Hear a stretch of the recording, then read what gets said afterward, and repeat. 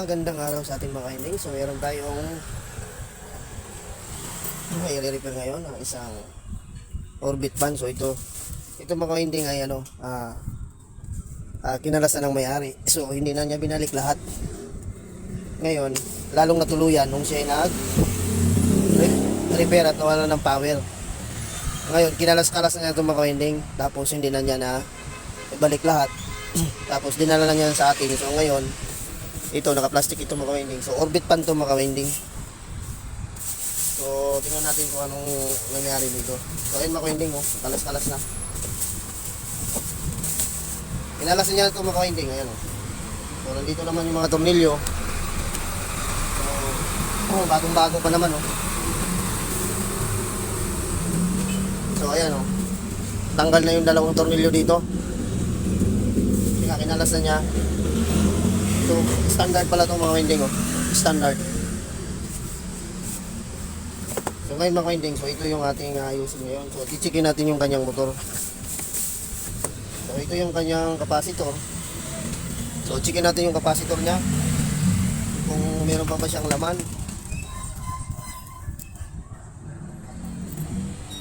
So, lagay lang natin sa microfarad. Ayan. Kita ba? Yan.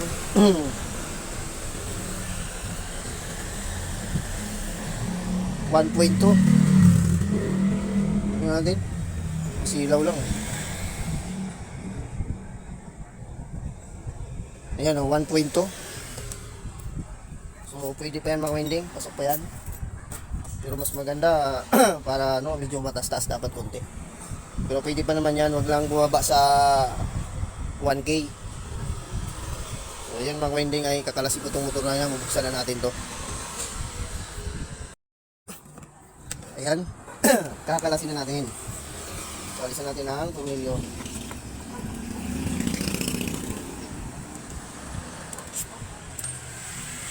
Tingnan natin kung ano ang maging problema. Anong nangyari dito.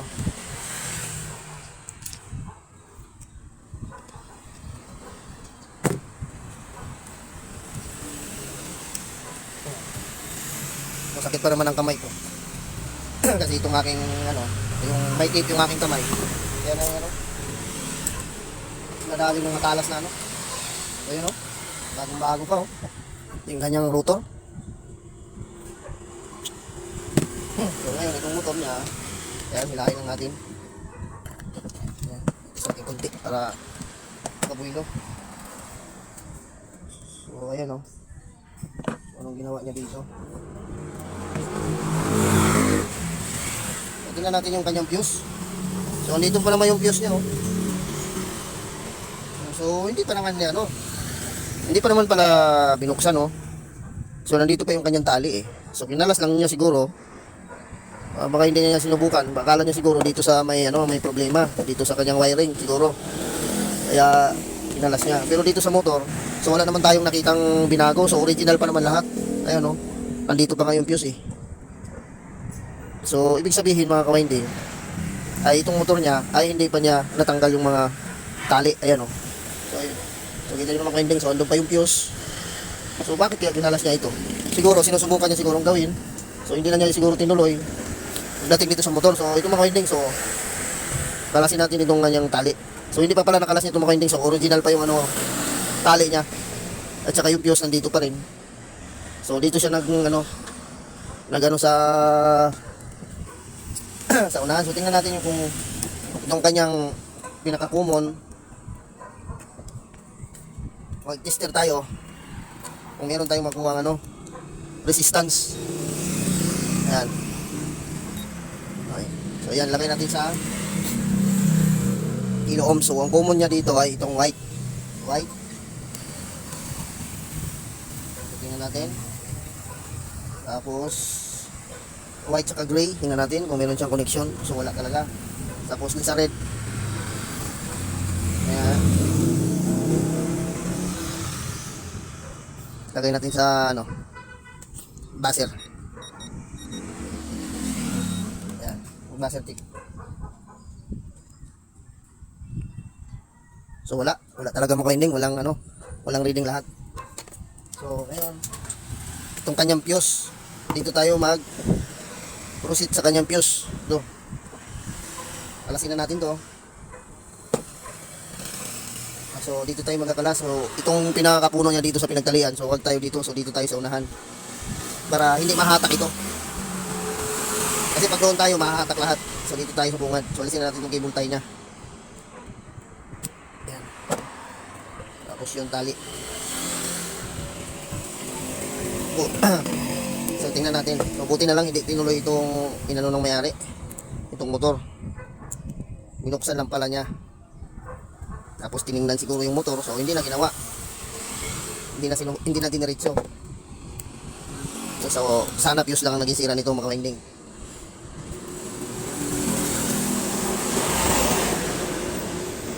So ang gagawin natin dito mga winding, pag sira na yung fuse, so bypass na lang natin to.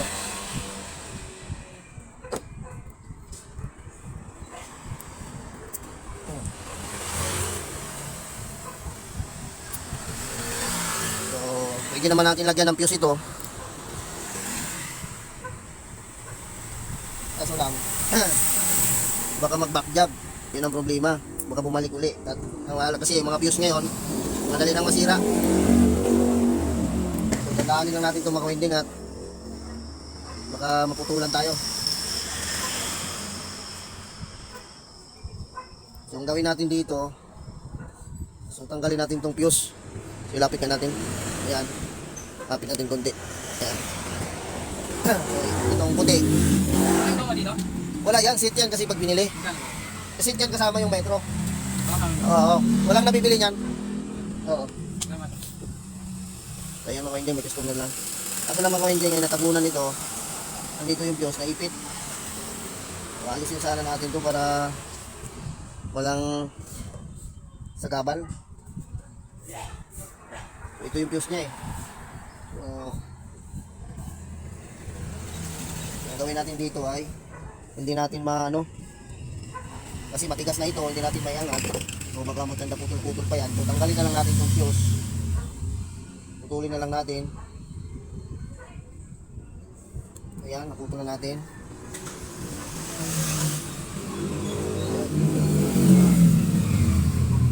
Ayan, pinutol na natin. Tapos siksik na lang natin dito. Ayan mga winding oh. Ito yung fuse nya.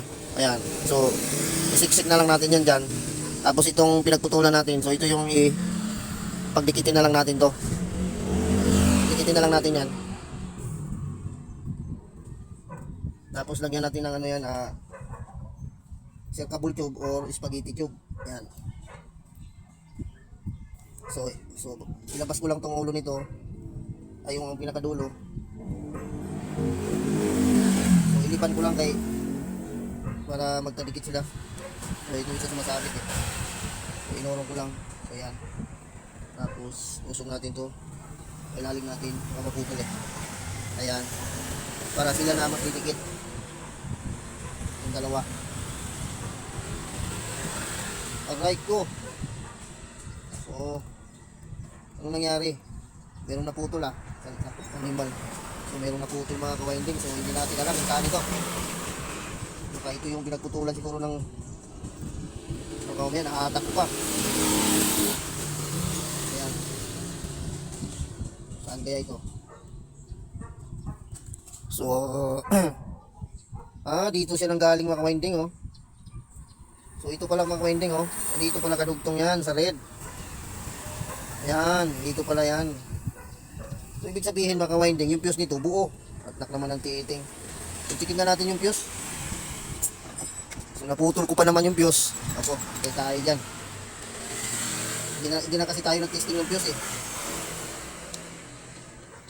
May tester lang natin yung fuse. Tingnan natin kung buo. Naputol ko na eh. Anong gagawin natin dyan? Naputol ko na. Tingnan natin kung yung fuse ay buo ba. Wala na pala talaga. So hindi, hindi na nagbabasir eh. So balatan natin ng maigi para sigurado yung kanyang ano, yung terminal ng fuse. Yan. So, tingnan natin na pag siya ay magbabaser, pag nagbaser ito, ibig sabihin buo yung fuse. Yan natin. Kung wala, open na talaga, maka-winding yung fuse, open na rin talaga. So ayan o. Malapit natin konti para makita. Ayan o. So ito. Ayan. Wala, hindi nagbabaser yung aking tester. Dapat na yung tutunog yan, dapat may maririnig naman kayo dyan na ano eh. Pag nagbaser yung aking tester eh. Ayan o. Ayan, wala talaga. So naging dugtong niya itong number 3. So ito yung naging problema niya sa number 3. So sira na rin naman pala yung fuse. Ngayon, ano na natin yan? So lagyan natin na ng circable tube. Yung kanyang fuse, yung pinagputulan. So hindi na natin bubunutin yun dahil matigas na yung windings niyan. Hindi natin matanggal yung ano. So lagyan na lang natin ng ano, circable. Yan. Tapos isama natin sa pagtaliin mamaya. Ayan. Isama natin ito sa pagtali. Yan. So titin ko na lang siya muna. Ayan. Tapos itong ano maka-winding, so pagdikitin natin itong fuse na natin, pinutol. Ayan. So balatan ko lang to. So naging problema pala niya dito maka-winding. Sinira niya si fuse, tapos kumbaga, inano niya si fuse, tawag mo? Pinutok. Ayan. So yung dalawa ay ayan. Balatan natin to. Maya, nahila ko na eh. Pinaglagay ng fuse. Tingnan natin to.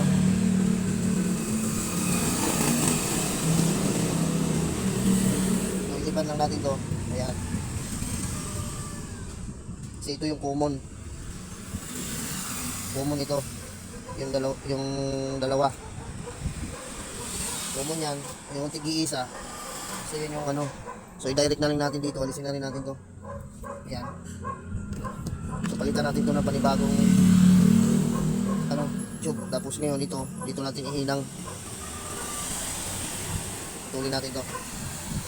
Ayan. Ayan. Tapos yung ano, yung sa running niya, yung running. Ayan. So tinanggal na natin yung ano maka-winding, pinagdugtungan ng fuse. So itong dalawa na ito, ayan yan, tingnan nyo, yung dalawa na yung magkasama, yan yung common. Tapos itong tig-isa, yung tig-isa na yung natitira, yan yung isa running at saka starting. Ay yung nakakabit dito sa line capacitor. So ayan, itong maka-winding, ano, dugtungan ko lang itong naputol, yung sa running. Tapos lagyan natin circable tube. So kuha lang ako maka-winding na ano, circable tube. So ito naman maka-winding ay ano, idudugtong ko na maka-winding. So nakakuha na ako ng pangdugtong. So magnetic coil lang din ginamit ko. So ito maka-winding ay ano, kaskasin ko muna to at para may dugtong muna natin. So itong pangdugtong kong magnetic maka-winding ay medyo makapal ito ng konti na kinuha ko para hindi maputol agad. Kumuha na rin ako ng spaghetti tube. So yan, ito balatan ko lang to. So ito yung ano eh, dugtungan ng ano, ng running. So ayan, maka-winding eh ano. So ikabit ko muna maka-winding. So lagay ko muna, tapos ay nakabit na natin maka-winding para may testing na natin pagtapos nito. So hindi ko na ipapakita maka-winding ang pag ano nito, pagtali mamaya. So ito ikakaskasin ko muna. Kasi ito yung dugtungan ng running. So naiwan dito yung isang hibla. Yan o. Ayan. So itong dalawa niya maka-winding na magkasama, yan yung common. Common niya yan, yung lalagyan natin. So itong isa, yung running, garugtong dito yan. So itong isang nakasiparate, o yan po yung sa starting. So hindi na natin gagalawin yan. Ito lang dalawa. Yung common at saka yung running niya. Yung ating lalagyan ng spaghetti tube at dudugtungan natin ng ano. So yung fuse, yung nandun yung fuse, nandito pa rin. Hindi natin inalis. Kasi hindi na matanggal yan. Pag tinanggal ko yan, maputo lahat yan. Kasi matigas na yan, may varnish na yan eh. So ayan.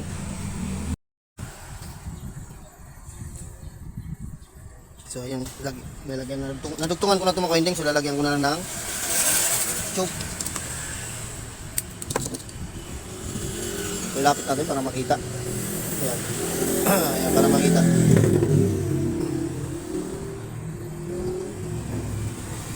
Tapos, so, tatalian ko na lang ng cable tie ito. So, bago yan, kukuha muna ako ng pangsapin.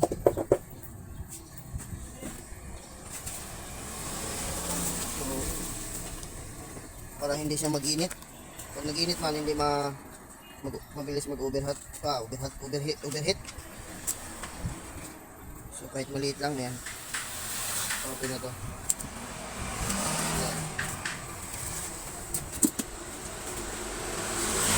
Kuha tayo ng cable tie. So, ito na mga ka-winding, nakakuha na tayo ng cable tie. So lagyan muna natin ng sapin dito sa kanyang mga terminal para hindi pag nag-overheat man ay para safety lang yung ating mga windings. So ayan. Tapos nasa na yung so, talihan ko na lang yung yung ng fuse kanina. So ito mga winding hindi ko na nilagyan to ng fuse para hindi mag-back jump. Pero siguradong hindi tayo balik-balik. Kasi orbit pan to, nasa taas ito. So mamaya, balik sa atin pag nasira agad yung fuse na ilalagay natin. Tapos dito sa kabila, lagyan din natin. Tapos yung pinagputulan ng fuse kanina, so lagyan din natin ang cable tie. Ayan.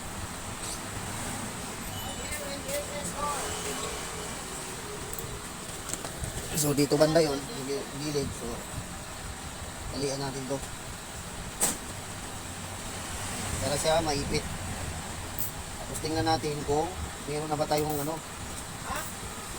resistance na makuha. Ayan, ipitan lang natin to. Ayan.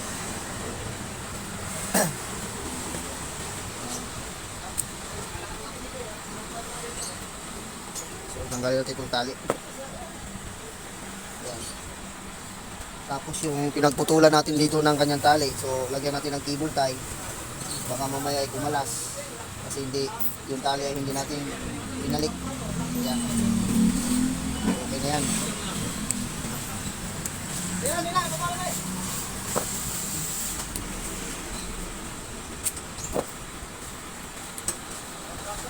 Ayan.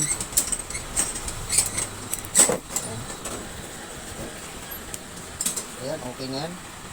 So, tingnan nga natin kung meron na ba tayong makuha ang reading. Ayan. So, ito yung terminal niya. Ayan. So, tingnan natin makuha kung may reading natin makuha. So, yung common nito ay white. Hindi makita. Baka matakpan ng aking kamay. So, ayan. Ito yung common. So, dito tayo. Tapos, ito yung running niya. Yung kulay pula. So ayun, meron na tayong 514. Tapos yung kanyang starting, itong gray. Ayan, gray. So tingnan natin. 540 ohms. Ayan, 541, 42. Ayan, bago-bago. So okay yan. So 514 yung kanyang running. Yung kanyang starting ay 540. So okay na ito mga kawining. So ikabit na lang natin to.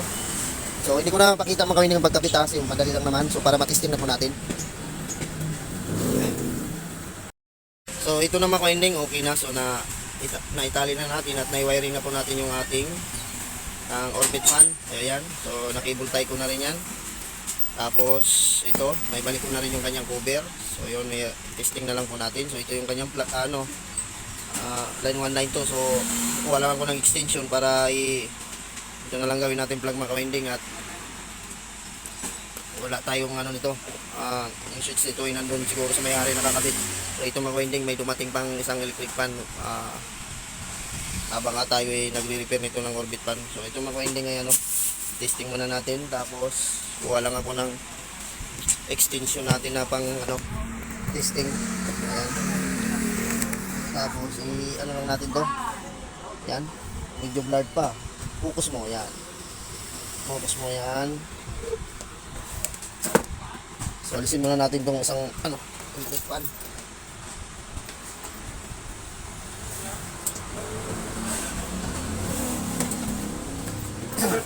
gumawa na tayo ng extension para pang ano, testing natin. Ay, ayaw tumaas yung aking ano. Ayan, tingnan natin. Tapos lagyan natin siya ng tape para makita nyo mga hindi na umiikot. Ayan. So ayan mga winding, ay i-inject na lang natin dito. So tingnan nyo na lang po yung ating orbit fan. Dapat mapukus. Ayan. Ayan. Ayan mga winding, so inject lang natin. Ayan. Ayun. Ayan mga winding, so umikot na siya. Ayan. So ayan, goods na itong mga winding. Yung ating ni-repair na kanyang motor. So ayan, okay na yan. So ayan. So ayan mga winding, kung bago pala kayo sa aking channel, so please subscribe at pahit na rin notification bell para updated kayo pag may bago tayong video. So ayan mga winding, so bye bye na po at ipapakuha na natin to sa may-ari yung kanyang orbit fan. So ayan, okay na okay. Ayan o. Ayan. Isa pa nga. Ayan. Ayan. So okay. So ayan. So bye bye na mga winding.